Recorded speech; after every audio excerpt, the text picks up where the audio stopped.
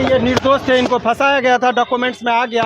Ultimately यहाँ के जो जुडिशियल मजिस्ट्रेट साहब हैं वो बहुत ही विद्वान है, सुनील सर जो है एसीजीएम साहब ने, उन्होंने बहुत ही बारीकी से सारे चीज़ों को देखा। इस एफआईआर को देखने से ही लगता है कि वो फंसाया गया है। अब बेल के लिए उन्होंने कहा कि चूंकि यहाँ से तो इनको भेजने का था, चूंकि केस यहाँ था नहीं, उस बिंदु पर हो गया गाजियाबाद। अभी हम लोग निकलेंगे गाजियाबाद से बेल मिलेगा। बहुत जल्दी मनी महराज ये तय हो गया कि झूठा मुकदमा में फंसाया गया था।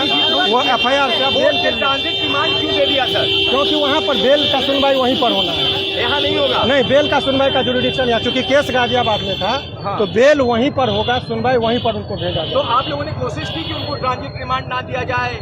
अभी तक रोके थे, आपको देखे रात से 2 बजे से कल दिन से अभी तक में। हाँ। तो अल्टीमेटली वहाँ पर जो लेटर नहीं था इसके पास, हाँ। ये बैक डेट में लेटर बनाए, तो ये सुप्रीम कोर्ट में और हाई कोर्ट में हम लोग दिखाएंगे कि ये बाद में जाकर डॉक्यूमेंट्स बना के इनको गिरफ्तार कर रहे हैं। तो ये जज साहब ने वो सारी चीजें तो यहाँ भी देखी होंगी। जज साहब का ये ट्रांजिट रिमांड है, सबकी शक्ति होती है, जी। क्योंकि ये इनको यही देखना था कि प्रॉपर डॉक्यूमेंट्स है कि नहीं है। अगर वो रास्ते में जाता, इसके साथ मारपीट होती, कुछ अनहोनी हो जाता तो किसके जिम्मेदारी होती। इसलिए टोटल हमने मेडिकल चेकअप करवा दिया कि देखिए कोई भी शरीर पर, कोई भी बदन पर चोट का, जख्म का निशान नहीं है।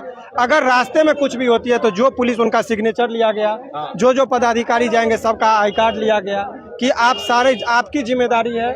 और इनको 48 घंटा 24 घंटा चूंकि जाने का भी समय का बताया गया है। कल इनकी पेशी कोर्ट में गाजियाबाद में होगी और परसों हम लोग बेल के लिए आवेदन करेंगे। बहुत जल्दी मनी महराज आपके बीच आप जाएंगे गाजियाबाद? निश्चित तौर पर गाजियाबाद अब ये बताइए कि जो धाराएं लगी हैं, कितना मुश्किल इनके लिए हो सकता है? धारा कौन कौन सी है ये आजकल एक फैशन हो गया है। हाँ। लड़का लड़की लिविंग रिलेशन में दोस्ती करेंगे, हाँ। 3 साल 4 साल साथ में रहेंगे, हाँ। तो उस टाइम में कुछ नहीं होगा। और जरा सा खटपट होगा तो रेप का इल्जाम लगाएंगे, लड़का जेल जाता ठीक है। रोशन रोही के मामले में आपने देखा था। जी।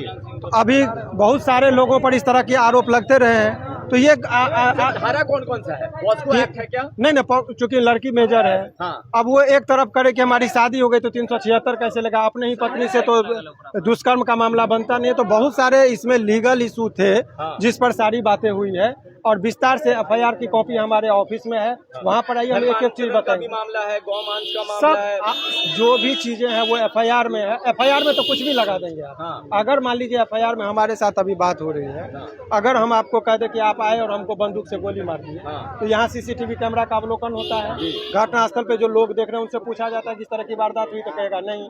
लेकिन एफआईआर में तो तत्काल यही बातें होती है कि भाई ये यहाँ पर गोली चला, बंदूक बम चला। लेकिन घटनास्थल पर अवलोकन होता है, अगल बगल के लोगों से पूछताछ होती है, तब दूध का दूध और पानी का पानी होता है। तो एफआईआर में तो जो मन होगा वो आरोप लगा देंगे। साजिश भी है ये, क्योंकि बिहार में एक बात तय है, चूंकि वो लड़का मुस्लिम है, हाँ। हिंदू और मुस्लिम का कलर इलेक्शन का टाइम है, हाँ। इसलिए कुछ दबाव में आकर पुलिस इस तरह का काम अब कर रही है। एक आखिरी 2 सवाल कर लेते हैं सर। क्या लगता है कि बेल कितने दिन में कोर्ट इनको दे सकती है? क्योंकि जो धाराएं हैं उसमें तो बेल बड़ा जल्दी नहीं मिलता है, ये आम लोगों के बीच। आप लोग को अब ये चीज, इससे खतरनाक धारा था, पॉक्सो का लगा हुआ था, रोशन रोही के मामले में आप लोगों ने देखा था। हाँ। बेल हुआ था। और आपको दावे के साथ मैं कह रहा हूँ कि बहुत जल्दी मैं बेल करा उसके बाद एक हफ्ते के अंदर उनको बाहर नहीं, समय तो इसमें ले, चूंकि वहाँ पर नहीं, लेकिन 1-1.5 महीना के अंदर में वो बाहर होंगे। बहुत बहुत शुक्रिया।